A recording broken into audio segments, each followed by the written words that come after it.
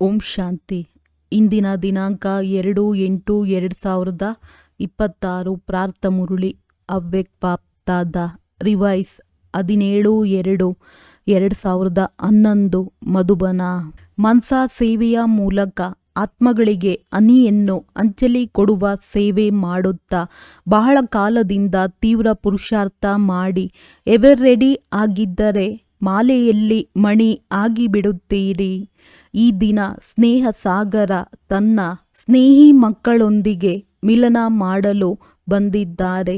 ನನ್ನ ಬಾಬಾ ಬಂದು ಬಿಡು ಎಂದು ಮಕ್ಕಳು ನೆನಪು ಮಾಡಿದರು.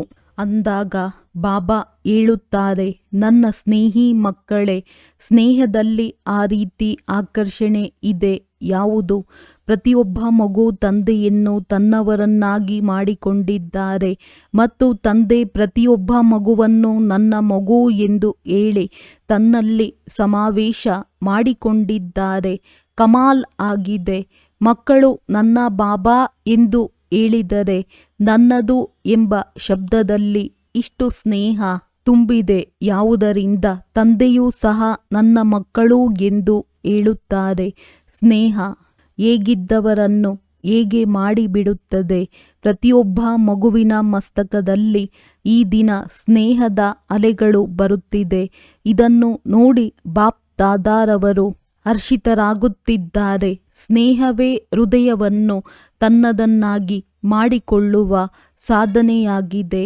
ಅಂದಾಗ ಪ್ರತಿಯೊಬ್ಬ ಮಗುವಿನಲ್ಲಿ ಈ ದಿನ ಸ್ನೇಹದ ಅಲೆಗಳು ಬರುವುದನ್ನು ನೋಡಿ ನೋಡಿ ಬಾಪ್ ದಾದಾರವರು ಖುಷಿ ಆಗುತ್ತಿದ್ದಾರೆ.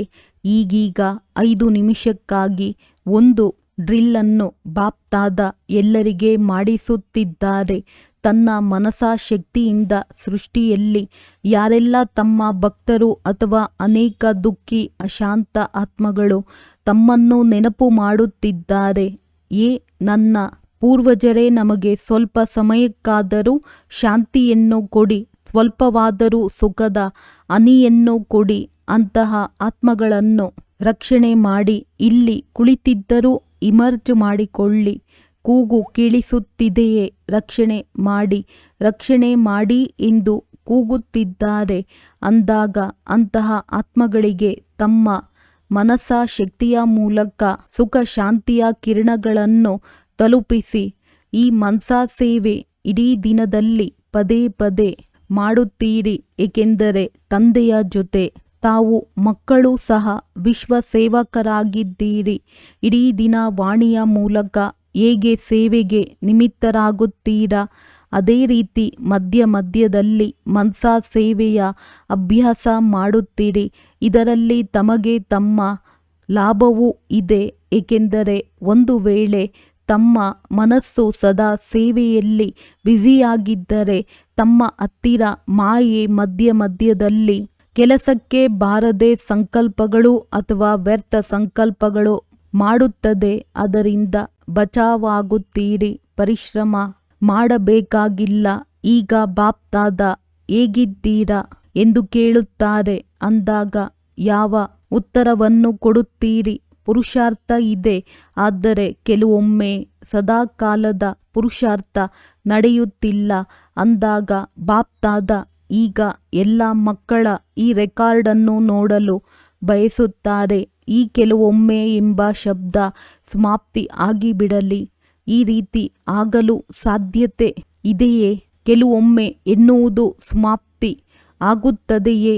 ಸಮಯದಲ್ಲಿ ತಯಾರಾಗಿ ಬಿಡುತ್ತೀರಾ? ಆಗುತ್ತಿದ್ದೀರಾ? ಆಗಲೇಬೇಕು. ಇದಕ್ಕೆ ಬದಲಾಗಿ ಈಗ ಎವರ್ ರೆಡಿ ಆಗಲು ಸಾಧ್ಯವೇ? ಏಕೆ ಎವರ್ ರೆಡಿ ಆಗುವ ಅಭ್ಯಾಸ? ಮಾಯಾಜೀತ್, ಮನ್ಜೀತ್, ಜಗಜ್ಜೀತ್ ಈ ಸಂಸ್ಕಾರವನ್ನು ಬಹಳ ಕಾಲದಿಂದ ಮಾಡಿಕೊಂಡಾಗ ಅಂತ್ಯ ಸಮಯವೂ ಸಹ ಬಹಳ ಕಾಲದ ಅಭ್ಯಾಸ ವಿಜಯಿಯನ್ನಾಗಿ ಮಾಡಿ ತಮ್ಮನ್ನು ವಿಶೇಷವಾಗಿ ಮಾಲೆಯಲ್ಲಿ ಮಣಿಯನ್ನಾಗಿ ಮಾಡುತ್ತದೆ. ಪಾಸ್ ವಿತ್ ಆನರನ್ನಾಗಿ ಮಾಡುತ್ತದೆ. ಅಂದಾಗ ಹೇಳಿ, ಈ ಸಾಹಸ ವಿದೆಯಲ್ಲವೇ? ಪಾಸ್ ವಿತ್ ಆನರ್ ಆಗಲೇಬೇಕಲ್ಲವೇ? ಯಾರು ದ್ವಾಪರದಿಂದ ಇದುವರೆಗೆ ಪೂಜ್ಯರಾಗುತ್ತಾರೆ, ಅರ್ಥಾತ್ ಮಾಲೆಯಲ್ಲಿ ಮಣಿಗಳಾಗುತ್ತಾರೆ, ಅಂದಾಗ ತಮ್ಮನ್ನು ಮಾಲೆಯಲ್ಲಿ ಮಣಿಯನ್ನಾಗಿ ಮಾಡಿಕೊಳ್ಳುವ ಶುದ್ಧ ಸಂಕಲ್ಪವಿದೆಯಲ್ಲವೇ? ಬಾಪ್ ದಾದಾರವರೂ ಸಹ ಪ್ರತಿದಿನ ಅಮೃತ ವೇಳೆ ತನ್ನ ಮಾಲೆಯ ಮಣಿಗಳನ್ನು ನೋಡುತ್ತಾರೆ ಮತ್ತು ವಿಶೇಷ ಮಿಲನ ಮಾಡುತ್ತಾರೆ. ಅಂದಾಗ ತಾವೆಲ್ಲರೂ ತಮ್ಮನ್ನು ತಾವು ಮಾಲೆಯ ಮಣಿಗಳು ಎಂದು ತಿಳಿಯುತ್ತೀರಾ? ಬೇರೆ ಮಾಲೆ 16,000ರದ್ದು ಸಹ ಇದೆ, ಆದರೆ ಎರಡನೇ ಮಾಲೆಯಾಗಿದೆ. ವಿಶೇಷ ಮಾಲೆ ಯಾವುದು ಗಾಯನ ಪೂಜೆಗೆ ಯೋಗ್ಯವಾಗುತ್ತದೆ? ಅದು ಮೊದಲನೇ ಮಾಲೆಯಾಗಿದೆ. ಅಂದಾಗ ಈ ದಿನ ಬಾಪ್ ದಾದಾ ಆ ಮಣಿಗಳನ್ನು ನೋಡುತ್ತಿದ್ದಾರೆ, ಏಕೆಂದರೆ ಬ್ರಹ್ಮ ತಂದೆಯ ಜೊತೆ ವಿಶೇಷ ರಾಜ್ಯ ಅಧಿಕಾರಿ ಜೊತೆಗಾರರು ಅವರೇ ಆಗುತ್ತಾರೆ. ಈ ದಿನ ಬ್ರಹ್ಮ ತಂದೆ ತನ್ನ ಈಗಿನ ತೀವ್ರ ಪುರುಷಾರ್ಥಿ ಮತ್ತು ಭವಿಷ್ಯದ ರಾಜ್ಯ ಅಧಿಕಾರಿ ಸಿಂಹಾಸನದ ಮೇಲೆ ಅಂತೂ ಇಬ್ಬರೇ ಕುಳಿತುಕೊಳ್ಳುತ್ತಾರೆ. ಆದರೆ ರಾಜ್ಯದ ಜೊತೆಗಾರರದ್ದು ಮೊದಲನೇ ಮಾಲೆಯಾಗಿದೆ. ಅಂದಾಗ ತಮ್ಮನ್ನು ತಾವು ಚೆಕ್ ಮಾಡಿಕೊಂಡಿದ್ದೀರಾ? ಬಾಪ್ ದಾದಾರವರ ಜೊತೆಯಂತೂ ಹೋಗುತ್ತೀರಿ, ಏಕೆಂದರೆ ಈಗ ತಮ್ಮೆಲ್ಲರದ್ದು ರಿಟರ್ನ್ ಜರ್ನಿ ಆಗಿದೆ. ಯಾವಾಗ ಹೋಗಲೇಬೇಕು ಆಗ ತಂದೆಯ ಜೊತೆ ಹೋಗಬೇಕು, ಒಂಟಿಯಾಗಿ ಹೋಗಬಾರದು. ಅಂದಾಗ ಜೊತೆಯಲ್ಲಿ ಹೋಗುವವರು ಸಮೀಪದ ಮಣಿಗಳು ಯಾರಾಗುತ್ತೀರಿ? ಯಾರು ಬಹಳ ಕಾಲದ ತೀವ್ರ ಪುರುಷಾರ್ಥಿ ಆಗುತ್ತಾರೆ ಅವರೇ ಸಮೀಪಕ್ಕೆ ಹೋಗುತ್ತಾರೆ. ಪುರುಷಾರ್ಥಿ ಅಲ್ಲ, ಕೆಲವೊಮ್ಮೆ ಮಾಡುವವರಲ್ಲ, ಬಹಳ ಕಾಲದ ತಂದೆಯ ಸಮಾನ ಆಗಿರುವವರೇ ರಾಜ್ಯ ಅಧಿಕಾರಿ ಆಗಿಬಿಡುತ್ತಾರೆ. ಅಂದಾಗ ಏನು ತಿಳಿದುಕೊಂಡಿದ್ದೀರಾ? ತೀವ್ರ ಪುರುಷಾರ್ಥಿ ಆಗಿದ್ದೀರಾ? ಯಾರು ನಾನು ಪುರುಷಾರ್ಥದ ಸಾಲಿನಲ್ಲಿ ಇದ್ದೇನೆ ಎಂದು ತಿಳಿಯುತ್ತೀರೋ ಅವರು ಕೈ ಎತ್ತಿ. ತೀವ್ರ ಪುರುಷಾರ್ಥಿ ಉದ್ದವಾಗಿ ಕೈಯನ್ನು ಎತ್ತಿ ಚಿಕ್ಕದಾಗಿ ಎತ್ತುತ್ತೀರಿ. ಒಳ್ಳೆಯದು, ಬಹಳ ಎತ್ತುತ್ತಿದ್ದಾರೆ. ಉದ್ದವಾಗಿ ಕೈ ಎತ್ತಿ, ಚಿಕ್ಕದಾಗಿ ಅಲ್ಲ, ಒಳ್ಳೆಯದು. ಬಾಪ್ ದಾದಾರವರಂತೂ ಪ್ರತಿದಿನ ಮಕ್ಕಳ ಚಾರ್ಟನ್ನು ನೋಡುತ್ತಾರೆ. ಮೆಜಾರಿಟಿ ತೀವ್ರ ಪುರುಷಾರ್ಥಿಗಳು ಇದ್ದಾರೆ, ಆದರೆ ಕೆಲವೊಮ್ಮೆ ಎಂಬ ಶಬ್ದವನ್ನು ಜೊತೆಯಲ್ಲಿ ಸೇರಿಸಿ ಬಿಡುತ್ತೀರಿ. ಆದರೆ ತಂದೆ ಏಕೆ ಹೇಳುತ್ತಿದ್ದಾರೆ? Attention please. ಸೂಕ್ಷ್ಮ ಸಂಕಲ್ಪದಲ್ಲೂ ಏರುಪೇರಿಲ್ಲ. ಅಚಲ ಅಡೋಲ ಶುದ್ಧ ಸಂಕಲ್ಪಧಾರಿ ಬಹಳ ಸಮಯದಿಂದ ಆಗಲೇಬೇಕು.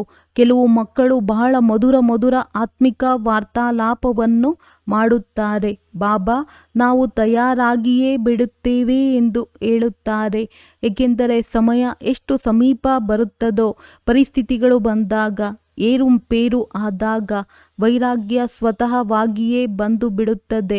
ಆದರೆ ತಮ್ಮ ಟೀಚರ್ ಯಾರಾಗಿದ್ದಾರೆ? ಸಮಯ ಅಥವಾ ತಂದೆ ಯಾರು ತಮ್ಮ ಟೀಚರ್ ಆಗಿದ್ದಾರೆ? ಸಮಯವಂತೂ ತಮ್ಮ ರಚನೆಯಾಗಿದೆ. ಅಂದಾಗ ತಂದೆ ಈಗ ಸೂಚನೆ ಕೊಡುತ್ತಿದ್ದಾರೆ. ಬಹಳ ಸಮಯದ ತೀವ್ರ ಪುರುಷಾರ್ಥ ಅಂತ್ಯದಲ್ಲಿ ಪಾಸ್ ವಿತ್ ಆನರನ್ನಾಗಿ ಮಾಡಿಬಿಡುತ್ತದೆ. ಪಾಸ್ ಅಂತೂ ಎಲ್ಲರೂ ಆಗುತ್ತಾರೆ, ಆದರೆ ಪಾಸ್ ವಿತ್ ಆನರ್ ಆಗುವವರು ಬಹಳ ಸಮಯದಿಂದ ನಿರಂತರವಾಗಿ ತೀವ್ರ ಪುರುಷಾರ್ಥ ಮಾಡುವ ಅವಶ್ಯಕವಾಗಿದೆ. ಆದ್ದರಿಂದ ಈ ದಿನದ ತಾರೀಕು ನೋಟ್ ಮಾಡಿಕೊಳ್ಳಿ. ಏನಾದರೂ ಆಗಿಬಿಟ್ಟರೆ ಮಾಡಿಯೇ ಮಾಡುತ್ತೇವೆ ಎಂಬ ಶಬ್ದ ಮುಂದೆ ಹೋಗುತ್ತದೆ. ತಂದೆಯ ಪ್ರೀತಿಯಂತೂ ಸದಾ ಇರುತ್ತದೆ. ಕೊನೆಯ ಮಣಿಯ ಮೇಲೂ ತಂದೆಯ ಪ್ರೀತಿ ಇದೆ. ಏಕೆ? ಹೃದಯದಿಂದ ನನ್ನ ಬಾಬಾ ಎಂದು ಹೇಳಿದ್ದೀರಿ.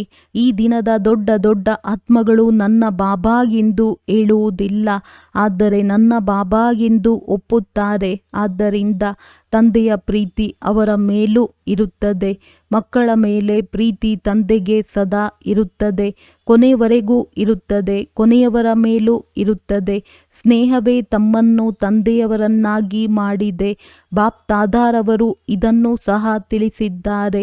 ಸ್ನೇಹ ಮೆಜಾರಿಟಿ ಮಕ್ಕಳ ಮೇಲೆ ಇದೆ ಮತ್ತು ಇರುತ್ತದೆ. ಆದರೆ ಕೇವಲ ಸ್ನೇಹ ಅಲ್ಲ, ಶಕ್ತಿಯೂ ಸಹ ಬೇಕಾಗಿದೆ. ತೀವ್ರ ಪುರುಷಾರ್ಥವೂ ಬೇಕಾಗಿದೆ. ಆದ್ದರಿಂದ ಈಗಂತೂ ಶಿವರಾತ್ರಿ ಬಂದು ಬಿಟ್ಟಿದೆ. ತಂದೆಯ ಅವತರಣೆಯ ಜೊತೆಗೆ ಮಕ್ಕಳದ್ದೂ ಸಹ ಅವತರಣೆಯೂ ಆಗಿದೆ. ಈ ಶಿವರಾತ್ರಿಯೆಂದು ಪ್ರತಿಯೊಬ್ಬ ಮಗು ತನ್ನನ್ನು ಸಾಧಾರಣ ಪುರುಷಾರ್ಥಕ್ಕೆ ಬದಲಾಗಿ ತೀವ್ರ ಪುರುಷಾರ್ಥಿ ಆಗುವ ಸಂಕಲ್ಪ ಮಾಡಲಿ ಎಂದು ಬಾಪ್ ದಾದಾರವರು ಬಯಸುತ್ತಾರೆ. ಆಗಲೂ ಸಾಧ್ಯವೇ? ಶಿವರಾತ್ರಿಯೆಂದು ದೃಢ ಸಂಕಲ್ಪ ತಮ್ಮೊಂದಿಗೆ ತಾವೇ ಮಾಡಿ ಬರೆಯುವುದಲ್ಲ, ಕ್ಲಾಸಿನಲ್ಲಿ ಹೇಳುವ ಅವಶ್ಯಕತೆ ಇಲ್ಲ. ಆದರೆ ತಂದೆಯ ಜೊತೆ ಹೃದಯದಲ್ಲಿ ಶಿವರಾತ್ರಿ ಎಂದು ನಾವು ಕೆಲವೊಮ್ಮೆ ಎಂಬ ಶಬ್ದವನ್ನು ನಮ್ಮ ಪುರುಷಾರ್ಥದ ಡಿಕ್ಷನರಿಯಿಂದ ತೆಗೆದು ಬಿಡುತ್ತೇವೆ ಎಂದು ಸಂಕಲ್ಪ ಮಾಡಲು ಸಾಧ್ಯವೇ? ಯಾರು ಇದೇನು ದೊಡ್ಡ ಮಾತೇನಲ್ಲ, ಯೋಚನೆ ಮಾಡಿದ್ದೇವೆ ಮತ್ತು ಆಗಿಬಿಟ್ಟಿದೆ. ಸಾಹಸ ಇಟ್ಟುಕೊಳ್ಳುವವರು ಕೈ ಎತ್ತಿ. ಒಳ್ಳೆಯದು, ಖುಷಿ ಪಡಿಸಿದ್ದೀರಿ. ಬಾಪ್ ದಾದಾರವರಿಗಂತೂ ಮಕ್ಕಳ ಮೇಲೆ ವಿಶ್ವಾಸ ಇದೆಯಲ್ಲವೇ? ಅಂದಾಗ ಈಗಿನಿಂದಲೇ ಪದಮದಷ್ಟು ಅಂತಹ ಮಕ್ಕಳಿಗೆ ಶುಭಾಶಯಗಳನ್ನು ನೀಡುತ್ತಿದ್ದಾರೆ. ವಾವ್ ಮಕ್ಕಳೇ, ವಾವ್, ಸಾಹಸ ಉಳ್ಳವರಾಗಿದ್ದೀರಾ. ತಮ್ಮ ಸಾಹಸ ಮತ್ತು ತಂದೆಯ ಸಹಯೋಗವಂತೂ ಇದ್ದೇ ಇರುತ್ತದೆ. ಈಗ ಒಂದು ಕೆಲಸ ಮಾಡಬೇಕು. ತಮ್ಮ ಮನಸ್ಸನ್ನು ಬ್ಯುಸಿಯಾಗಿ ಇಟ್ಟುಕೊಳ್ಳಲು ಹೇಗೆ ತಂದೆ ಮೊದಲು ಹೇಳಿದ್ದಾರೆ, ಸೆಕೆಂಡಿನಲ್ಲಿ ಸ್ಟಾಪ್, ಬಿಂದು ಆಗಿದ್ದೇನೆ, ಬಿಂದು ಹಾಕಬೇಕು ಮತ್ತು ಎಲ್ಲರನ್ನೂ ಬಿಂದು ರೂಪದಲ್ಲಿ ನೋಡಬೇಕು. ಯಾವಾಗ ಬಿಂದುವನ್ನೇ ನೋಡುತ್ತೀರಿ ಮತ್ಯಾವುದೇ ಸಂಕಲ್ಪ ನಡೆಯುವುದಿಲ್ಲ. ಮನಸಾ ಸೇವೆಯ ಅಟೆನ್ಷನ್ ಇಟ್ಟುಕೊಳ್ಳಬೇಕು. ಇಷ್ಟು ದುಃಖಿ ಆತ್ಮಗಳು ಕೂಗುತ್ತಿದ್ದಾರೆ. ಅವರಿಗೆ ಕಿರಣಗಳು ಕೊಡುವ ಸೇವೆಯಲ್ಲೂ ಸಹ ಹೆಚ್ಚು ಮನಸ್ಸನ್ನು ಇಡಬೇಕಾಗುತ್ತದೆ. ಮನಸಾ ಸೇವೆ ಬಹಳ ಶ್ರೇಷ್ಠ ಸೇವೆಯಾಗಿದೆ. ದುಃಖಿಗಳಿಗೂ ಸಹ ಲಾಭವಿದೆ ಮತ್ತು ತಮಗೂ ಸಹ ತಮ್ಮ ಲಾಭವಿದೆ, ಡಬಲ್ ಲಾಭವಿದೆ. ಹೇಗೆ ವಾಣಿಯಿಂದ ಸೇವೆ ಮಾಡುತ್ತೀರಿ ಮತ್ತು ಸೇವೆ ವೃದ್ಧಿ ಆಗುತ್ತಾ ಹೋಗುತ್ತದೆ. ಹೃದಯದಿಂದ ಮಾಡುತ್ತೀರಿ, ಸಂಖ್ಯೆಯು ಹೆಚ್ಚಾಗುತ್ತಾ ಹೋಗುತ್ತದೆ. ಸೇವಾ ಕೇಂದ್ರಗಳು ಹೆಚ್ಚಾಗುತ್ತಾ ಹೋಗುತ್ತವೆ. ವಾಚಾ ಸೇವೆ ಮೆಜಾರಿಟಿ ಚೆನ್ನಾಗಿದೆ, ಎಲ್ಲರದ್ದು ಅಲ್ಲ, ಆದರೆ ಮೆಜಾರಿಟಿ ಚೆನ್ನಾಗಿದೆ. ಅದೇ ರೀತಿ ಈಗ ಮನಸ್ಸಿನಿಂದ ವಿಶೇಷವಾಗಿ ಆತ್ಮಗಳಿಗೆ ಹನಿಯನ್ನು ಕೊಡುವ ಸೇವೆಯೂ ಸಹ ಮಾಡುತ್ತೀರಿ. ಮನಸ್ಸನ್ನು ಫ್ರೀಯಾಗಿ ಬಿಡಬೇಡಿ. ಯಾವುದಾದರೂ ಸೇವೆಯಲ್ಲಿ ಮನಸ್ಸಿನ ಮೂಲಕ ಶಕ್ತಿಗಳನ್ನು ಕೊಡುವ, ಮುಖದಿಂದ ವಾಣಿಯ ಸೇವೆ, ಕರ್ಮದಲ್ಲಿ ಗುಣಗಳಿಂದ ಸೇವೆ, ಸಂಬಂಧ ಸಂಪರ್ಕದಲ್ಲಿ ಖುಷಿ ಕೊಡುವ ಸೇವೆ, ಈ ಭಿನ್ನ ಭಿನ್ನ ಸೇವೆಗಳಲ್ಲಿ ಮನಸ್ಸನ್ನು ಬ್ಯುಸಿಯಾಗಿಟ್ಟುಕೊಳ್ಳಿ. ಏಕೆಂದರೆ ಇಡೀ ವಿಶ್ವದಲ್ಲಿ ಸಾಹುಕಾರ ರಿಚೆಸ್ಟ್ ಆತ್ಮಗಳು ಯಾರಿದ್ದಾರೆ? ತಾವೇ ಅಲ್ಲವೇ? ಎಷ್ಟು ಖಜಾನೆಗಳು ಸಿಕ್ಕಿದೆ. ಪ್ರತಿಯೊಂದು ಖಜಾನೆಯಿಂದ ಸೇವೆ ಮಾಡಿ. ಖಜಾನೆಯನ್ನು ಎಷ್ಟು ಸೇವೆಯಲ್ಲಿ ತೊಡಗಿಸುತ್ತೀರಿ ಅಷ್ಟು ಖಜಾನೆಗಳು ಹೆಚ್ಚಾಗುತ್ತಾ ಹೋಗುತ್ತವೆ. ಆದ್ದರಿಂದ ಈಗ ಹೇಗೆ ಸ್ವಯಂ ಸೇವೆಗೆ ಅಟೆನ್ಷನ್ ಕೊಡುತ್ತೀರಿ, ಅದೇ ರೀತಿ ತಮ್ಮದೇ ದುಃಖಿ ಆತ್ಮಗಳು ತಮ್ಮ ಭಕ್ತರಿಗೆ ಮನಸ್ಸಿನ ಮೂಲಕ ಕಿರಣಗಳನ್ನು ಕೊಡುವ ಸೇವೆಯಲ್ಲಿ ಅಟೆನ್ಷನ್ ಕೊಟ್ಟು ಇಡೀ ದಿನದಲ್ಲಿ ಮಾಡಿ. ಬಹಳ ಕೂಗುತ್ತಾರೆ, ತಮಗೆ ಕೇಳಿಸುವುದಿಲ್ಲವೇ? ಮೆಜಾರಿಟಿ ಪ್ರತಿಯೊಂದು ಮನೆಯಲ್ಲಿ ಯಾವುದಾದರೂ ದುಃಖದ ಕಾರಣವಿದೆ. ಇಂತಹ ದುಃಖಿಗಳಿಗೆ ಸುಖ ಕೊಡುವವರು ಯಾರಾಗಿದ್ದಾರೆ? ಅವರು ಯಾರಾಗಿದ್ದಾರೆ? ತಾವೇ ಆಗಿದ್ದೀರಿ. ಅಂದಾಗ ಮನಸಾ ಸೇವೆಯನ್ನು ಇಡೀ ದಿನದಲ್ಲಿ ಚೆಕ್ ಮಾಡಿಕೊಳ್ಳಿ. ಎಷ್ಟು ಸಮಯ ಹೇಗೆ ಸ್ವಯಂನ ಪ್ರತಿ ಕೊಡುತ್ತೀರಾ, ಅದೇ ರೀತಿ ಮನಸಾ ಸೇವೆಯ ಪ್ರತಿ ಎಷ್ಟು ಸಮಯ ಕೊಟ್ಟಿದ್ದೀರಿ. ದಯಾಹೃದಯಿ ಆಗಿದ್ದೀರಲ್ಲವೇ? ಅಂದಾಗ ದುಃಖಿಗಳ ಮೇಲೆ ದಯೆ ತೋರಿಸಿ. ತಮ್ಮ ಹಾಡೂ ಸಹ ಇದೆಯಲ್ಲವೇ? ಓ ತಂದೆ ತಾಯಿ, ದುಃಖಿಗಳ ಮೇಲೆ ದಯೆ ತೋರಿಸಿ ಎಂಬ ಹಾಡಿದೆಯಲ್ಲವೇ? ಬಾಪ್ ದಾದಾರವರಿಗೆ ಬಹಳ ಕೂಗು ಕೇಳಿಸುತ್ತದೆ, ತಮಗೆ ಕಡಿಮೆ ಕೇಳಿಸುತ್ತದೆ. ಆದರೆ ಈಗ ಕೇಳಿ, ಅವರು ಎಲ್ಲಿಗೆ ಹೋಗುತ್ತಾರೆ? ತಮ್ಮದೇ ಸಹೋದರ ಸಹೋದರಿಯಾಗಿದ್ದಾರೆ. ತಮ್ಮ ಲಾಭವನ್ನು ತೆಗೆದುಕೊಳ್ಳಿ, ಮನಸ್ಸನ್ನು ಬ್ಯುಸಿಯಾಗಿಟ್ಟುಕೊಳ್ಳಿ ಮತ್ತು ದುಃಖಿಗಳ ದುಃಖವನ್ನು ದೂರ ಮಾಡಿ. ಕೂಗುತ್ತಾರೆ, ಹೃದಯ ಕೂಗುತ್ತದೆ. ಬಾಪ್ ದಾದಾರವರಂತೂ ಕೇಳುತ್ತಾರೆ. ಅಂದಾಗ ಓ ನನ್ನ ಮುದ್ದಾದ ಮಕ್ಕಳೇ ಎಂದು ಮಕ್ಕಳನ್ನು ನೆನಪು ಮಾಡುತ್ತಾರೆ. ಈಗ ದಯಾ ಹೃದಯವನ್ನು ಧಾರಣೆ ಮಾಡಿ. ತಾವು ಬ್ರಾಹ್ಮಣರಲ್ಲೂ ಸಹ ಒಬ್ಬರಿಗೊಬ್ಬರು ಸಹಯೋಗಿಯಾಗಿ ಎಂತಹದ್ದೇ ಸಂಸ್ಕಾರ ಇರಲಿ, ಆದರೆ ತಮ್ಮ ಕಾರ್ಯ ಯಾವುದು? ಸಂಸ್ಕಾರದಿಂದ ಮೋಸ ಹೋಗುವುದೋ ಅಥವಾ ಅವರನ್ನು ಸಂಸ್ಕಾರದ ಜಂಜಾಟದಿಂದ ಬಿಡುಗಡೆ ಮಾಡುವುದೋ? ತಮ್ಮದೂ ಸಹ ಟೈಟಲ್ ಇದೆಯಲ್ಲವೇ? ದುಃಖಹರ್ತ ಸುಖಕರ್ತ ಎಂಬ ಟೈಟಲ್ ಇದೆಯಲ್ಲವೇ? ತಂದೆಯ ಜೊತೆಗಾರರಲ್ಲವೇ? ತಂದೆಯ ಜೊತೆಗಾರರು ಯಾವ ಸಂಕಲ್ಪವನ್ನು ಮಾಡಿದ್ದೀರಿ? ಈ ವಿಶ್ವವನ್ನು ನೋಡಿ, ಈ ವಿಶ್ವವನ್ನು ದುಃಖ ಅಶಾಂತಿಯಿಂದ ಬದಲಾವಣೆ ಮಾಡಿ ಸುಖ ಶಾಂತಿಯ ಸ್ಥಾಪನೆ ಮಾಡಲೇಬೇಕು. ಮಾಡಬೇಕಲ್ಲವೇ? ಕೈ ಎತ್ತಿ ಮಾಡಬೇಕೆ ಅಥವಾ ಕೇವಲ ನೋಡುವುದೋ ಸ್ಥಾಪನೆ ಆಗುತ್ತಿದೆ. ಆದರೆ ಈಗ ಬದಲಾವಣೆ ಆಗಬೇಕು. ಬ್ರಾಹ್ಮಣ ಆತ್ಮರಾಗಲಿ, ನೋಡುತ್ತಿರಬೇಡಿ, ಮಾಡುತ್ತಿದ್ದಾರೆ. ಆದರೆ ಅವರಿಗೂ ಸಹ ವಾಣಿ ಮತ್ತು ಮನಸ ಸೇವೆಯ ಮೂಲಕ ಪರಿವರ್ತನೆ ಮಾಡಬಾರದು. ಬಾಪ್ ದಾದ ಕೇಳುತ್ತಿರುತ್ತಾರೆ. ಬಾಪ್ ದಾದಾರವರಿಗೆ ಮಾತು ಕೊಟ್ಟು ಬಿಟ್ಟಿದ್ದೀರಿ. ಮಾತು ಕೊಟ್ಟ ನಂತರ ಸ್ವಯಂ ತಂದೆಯ ಡೈರೆಕ್ಷನ್ ಮೇಲೆ ನಡೆಯಿರಿ. ಜವಾಬ್ದಾರಿ ಬಾಪ್ ದಾದಾ ಆಗಿದ್ದಾರೆ. ಅವರ ಜೊತೆಗಾರರು ನಿಮಿತ್ತ ಆಗಿರುವ ಮಕ್ಕಳಾಗಿದ್ದಾರೆ. ಸದಾ ತಮ್ಮ ಮನಸ್ಸನ್ನು ವ್ಯರ್ಥ ಸಂಕಲ್ಪಗಳಿಗೆ ಬದಲಾಗಿ ಈಗ ದುಃಖಿ ಆತ್ಮಗಳಿಗೆ, ಬ್ರಾಹ್ಮಣರಾಗಿರಲಿ ಯಾರೇ ಆಗಿರಲಿ, ಡಿಸ್ಟರ್ಬ್ ಆಗಿರುವ ತೊಂದರೆಯಲ್ಲಿರುವ ಆತ್ಮರಿಗೆ ಸಹಯೋಗ ಕೊಡಿ. ಸಹಯೋಗ ಆಗಿ ಒಳ್ಳೆಯದು. ಹೊಸ ಮಕ್ಕಳು ಯಾರು ಮೊದಲನೇ ಬಾರಿ ಬಂದಿದ್ದೀರಿ, ಅವರು 1 ಸೆಕೆಂಡಿನಲ್ಲಿ 10 ನಿಮಿಷದ ಕೆಲಸ ಮಾಡಬೇಕು. ಸಮಯವನ್ನು ಸ್ವಲ್ಪವೂ ವ್ಯರ್ಥ ಮಾಡಬಾರದು. ಗಮನ ಕೊಡಬೇಕು. ತಮ್ಮ ಪುರುಷಾರ್ಥ ತೀವ್ರ ಮಾಡಿ. ಎಷ್ಟು ಮುಂದುವರೆಯ ಬಯಸುವಿರಿ ಅಷ್ಟು ಮುಂದುವರೆಯಬಹುದು. ನಿಮ್ಮೆಲ್ಲರಿಗೂ ಎಲ್ಲ ಬ್ರಾಹ್ಮಣರ ಕಡೆಯಿಂದ, ತಂದೆಯ ಕಡೆಯಿಂದ ಶುಭ ಭಾವನೆ, ಶುಭ ಕಾಮನೆ ಇದೆ. ಒಳ್ಳೆಯದು. ಎಲ್ಲ ಮಧುಬನದವರು ಎದ್ದೇಳಿ. ಮಧುಬನದವರು ಒಂದು ವೇಳೆ ಇಲ್ಲವೆಂದರೆ ತಮ್ಮ ಅತಿಥಿ ಸತ್ಕಾರ ಯಾರು ಮಾಡುವವರು? ಆರಾಮವಾಗಿ ಬರುತ್ತೀರಿ, ತಿನ್ನುತ್ತೀರಿ, ಕುಡಿಯುತ್ತೀರಿ, ರಿಫ್ರೆಶ್ ಆಗುತ್ತೀರಿ ಅಂದಾಗ ಮಧುಬನದವರಿಗೆ ಚಪ್ಪಾಳೆ ಹೊಡೆಯಿರಿ. ಬಾಪ್ ದಾದಾರವರಿಗೆ ಗೊತ್ತಿದೆ ಸ್ಥಾನ ಕಡಿಮೆ ಇರುವ ಕಾರಣ ಮಧುಬನದವರಿಗೆ ಸ್ವಲ್ಪ ದೂರ ಕುಳಿತು ಕೇಳಬೇಕಾಗುತ್ತದೆ. ಇದು ಸಹ ಮಧುಬನದವರ ಸೇವೆಯಾಗಿದೆ. ಅನ್ಯರಿಗೆ ಸುಖ ಕೊಡುವುದು ಸುಖದಾತರಾಗಿದ್ದೀರಲ್ಲವೇ ಅಂದಾಗ ಮಧುಬನದವರ ಕೆಲಸವಾಗಿದೆ. ಸುಖ ತೆಗೆದುಕೊಳ್ಳುವುದು ಮತ್ತು ಸುಖ ಕೊಡುವುದು. ಏಕೆಂದರೆ ಯಾರೆಲ್ಲ ಬರುತ್ತಾರೆ ಅವರ ಅನುಭವದಿಂದ ತಾವು ಅನುಭವ ತಿಳಿಸುತ್ತೀರಿ. ಆ ಅನುಭವದಿಂದ ಒಬ್ಬರಿಗೊಬ್ಬರಿಗೆ ಲಾಭ ಆಗುತ್ತದೆ. ಕೆಲವೊಂದು ಲಾಭಗಳು ಆಗುತ್ತದೆ. ಆದರೆ ಸಮಯ ಕಡಿಮೆ ಇರುವ ಕಾರಣ ತಿಳಿಸುವುದು ಕಡಿಮೆ. ಆದರೆ ಮಧುಬನದವರ ಟೈಟಲ್ ಏನಾಗಿತ್ತು? ಸುಖ ಕೊಡುವುದು ಮತ್ತು ಸುಖ ತೆಗೆದುಕೊಳ್ಳುವುದು. ಸುಖದಾತನ ಮಕ್ಕಳು ಫಾಲೋ ಫಾದರ್ ಮಾಡುವವರಾಗಿದ್ದಾರೆ. ಒಳ್ಳೆಯದು. ಈ ಬಾರಿ ಯಾರು ಬಂದಿದ್ದೀರಿ ಅವರಲ್ಲಿ ಯಾರು ಪ್ರತಿದಿನ ಮುರುಳಿ ಕೇಳುತ್ತಾರೆ? ಯಾರಾದರೂ ಮುರುಳಿ ಕೇಳದೆ ಇರುವವರಿದ್ದೀರಾ? ಕೈ ಎತ್ತಿ. ಯಾರೂ ಇಲ್ಲ. ಒಳ್ಳೆಯದು. ಯಾರು ಮುರುಳಿ ಓದುವುದಿಲ್ಲ, ಕೇಳುವುದಿಲ್ಲ ಅವರು ಎದ್ದು ನಿಲ್ಲಿ. ಕೆಲವರೇ ಇದ್ದಾರೆ, ಪರವಾಗಿಲ್ಲ. ಆದರೆ ಈಗ ಯಾವ ಸಮಯ ಸಿಕ್ಕಿದೆ ಅದರಲ್ಲಿ ತಂದೆಯ ಮಹಾವಾಕ್ಯಗಳನ್ನು ಪರಮಧಾಮದಿಂದ ಬಾಪ್ ದಾದಾರವರು ಬರುತ್ತಾರೆ.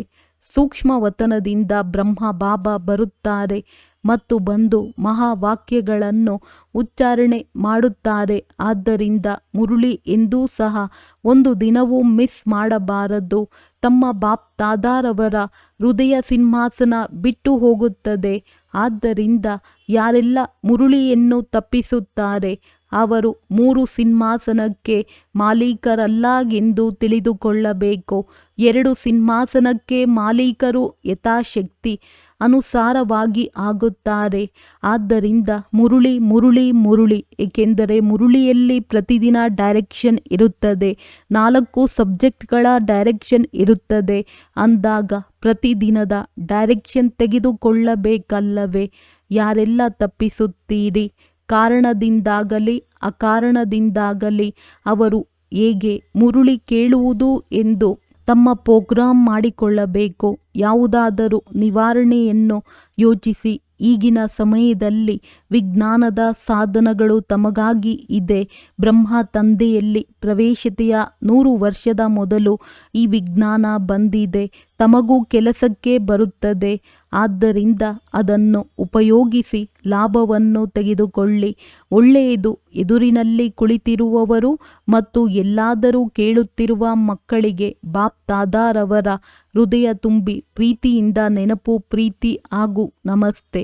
ಸೇವೆಯ ಸರದಿ ಯುಪಿ ಬನಾರಸ್ದಾಗಿದೆ. ಯುಪಿಯಿಂದ ಬ್ರಹ್ಮ ತಂದೆಯ ಜಗದಂಬಾರವರ ಬಹಳ ಪ್ರೀತಿ ಇದೆ. ಎಷ್ಟು ಬಾರಿ ಬ್ರಹ್ಮ ತಂದೆ ಯುಪಿಯಲ್ಲಿ ಬಂದಿದ್ದಾರೆ, ಅಷ್ಟು ಬಾರಿ ಬಾಂಬೆಯಲ್ಲಿಯೂ ಬಂದಿದ್ದಾರೆ. ಆದರೆ ಯುಪಿಯಲ್ಲಿಯೂ ಬಂದಿದ್ದಾರೆ. ಯಾವ ಸ್ಥಾನದಲ್ಲಿ ಬ್ರಹ್ಮ ತಂದೆಯ ಹೆಜ್ಜೆ ಇಡುವರೋ ಆ ಸ್ಥಾನ ಎಷ್ಟು ಭಾಗ್ಯಶಾಲಿಯಾಗಿದೆ. ಲಕ್ನೋ ಮತ್ತು ಕಾನ್ಪುರ್ ಎರಡೂ ಈ ಭಾಗ್ಯದ ಅಧಿಕಾರಿಗಳಾಗಿವೆ. ಬಾಂಬೆಯದಾಗಿದೆ, ಆದರೆ ಈಗ ಯುಪಿಯ ಸರದಿಯಾಗಿದೆ. ಡೈರೆಕ್ಟ್ ತಂದೆ ತಾಯಿಯ ಶಿಕ್ಷಣಗಳ ಹನಿಗಳು ಯುಪಿಯಲ್ಲಿ ಬಿದ್ದಿವೆ. ಈಗ ಯುಪಿಯು ಮುಂದೆ ಏನು ಮಾಡಬೇಕು?